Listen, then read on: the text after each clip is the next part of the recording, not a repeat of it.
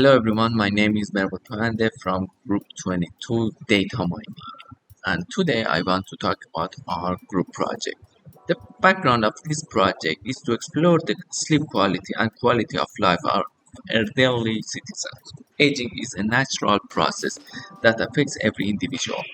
However, with increasing age, many elderly citizens experience physical, social, and emotional changes that can affect their sleep quality and overall well-being.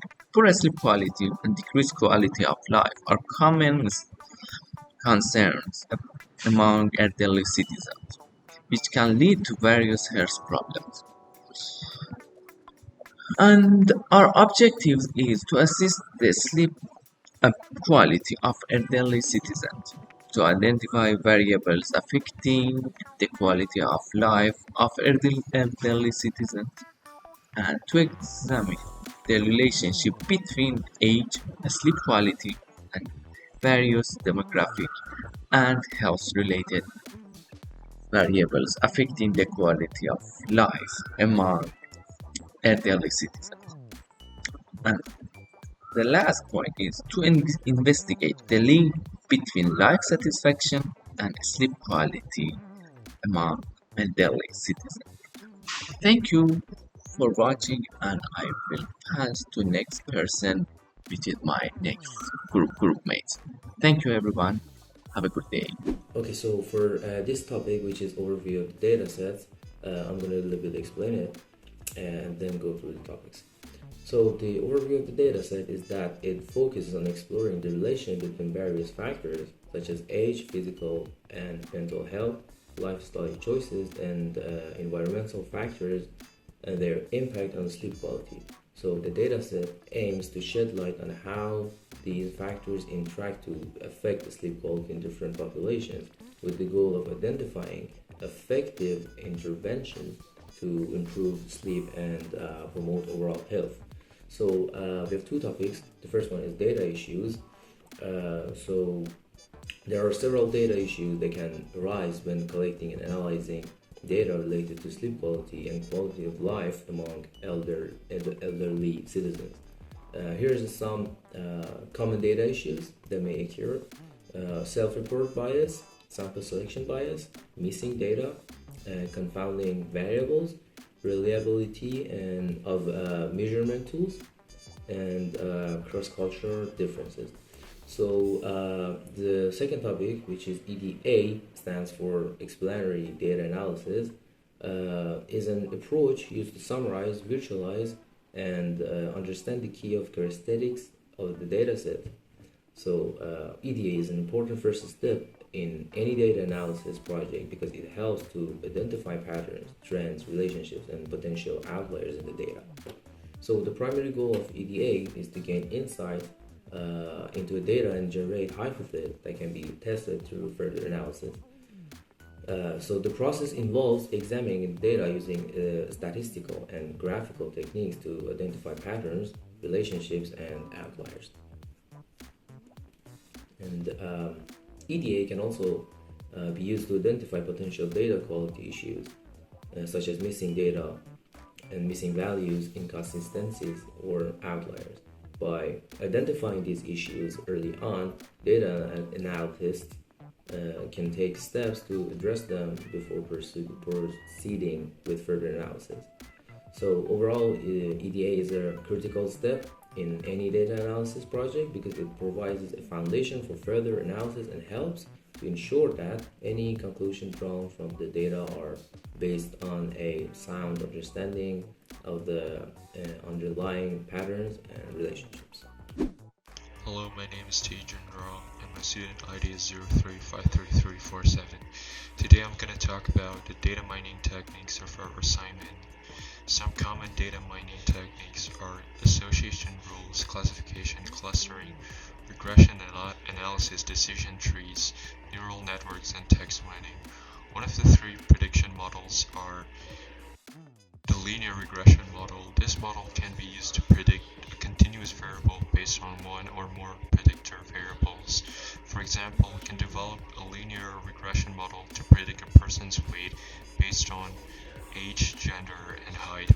Next, the logistic regression model is a statistical method used to analyze the relationship between the binary dependent variable and one or more independent variables such as height, fat mass, age, and sleep quality. It assumes a log linear relationship between the independent variables and the probability of the binary outcome variable. The model estimates the coefficients of the independent variables that best predict the probability of the binary outcome using maximum likelihood estimation.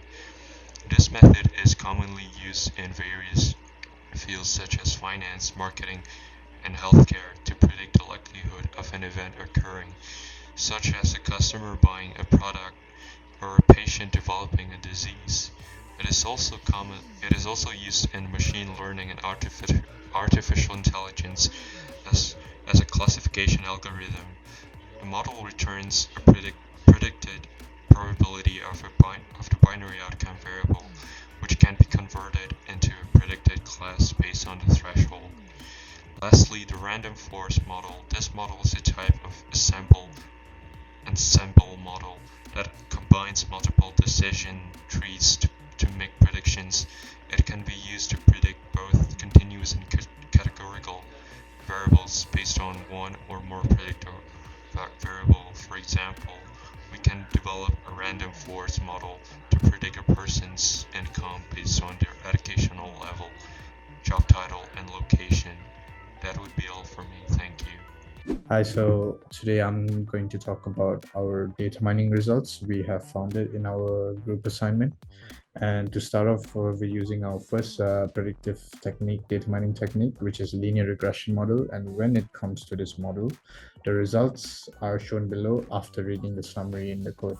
And as you can see, the t-statistic value examines whether or not it is statistically significant between a particular predictor and the outcome variable, and the coefficients, variability, and precision are measured by the standard error.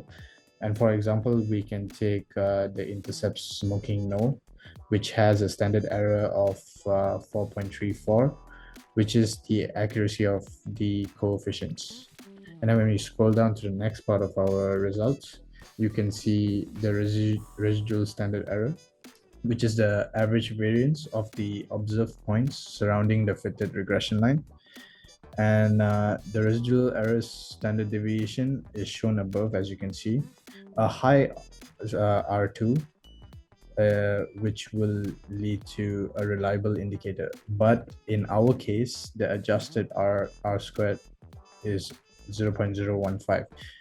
A good adjusted R squared value will be close to 0.001. And a high F statistic value results in a p-value that is statistically significant. In our example, the p-value is 0.0071 after you round it up. And then I'm going to move on to our next predictive model, which is logistic regression. And below shows the summary of our results and the statistical information about our model, including the estimate, standard errors, and coefficients, are displayed by the summary, as you can see above. It provides you with a residual deviance of about 3,272, and this deviance for the model with all the predictors. The intercept, as you can see here, lets us know whether the sleep quality was good, very bad, or very good, or bad. And then the height, as you can see up here in the coefficients, will determine whether the sleep quality is good or not. And then we'll move on to our third predictive model, which is the random forest model, and the results are shown below. So in this piece of code, is used to make predictions on the test data. And then once predictions are made, you can see the values range in decimal values. As for example, we can take 68.9. And these are the values used after predicting with random forest classification. And the code below this shows how you can convert these predicted values to factors with the same levels of actual values. So after using this code, you can see whether the predictions are good, bad, or very good.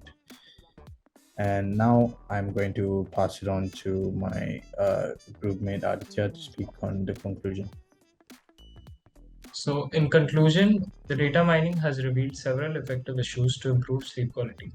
Through the analysis of large datasets, it has been found that maintaining a consistent sleep schedule, creating a comfortable sleeping environment, and engaging in relaxation techniques before bed are all the important factors that lead to a better sleep.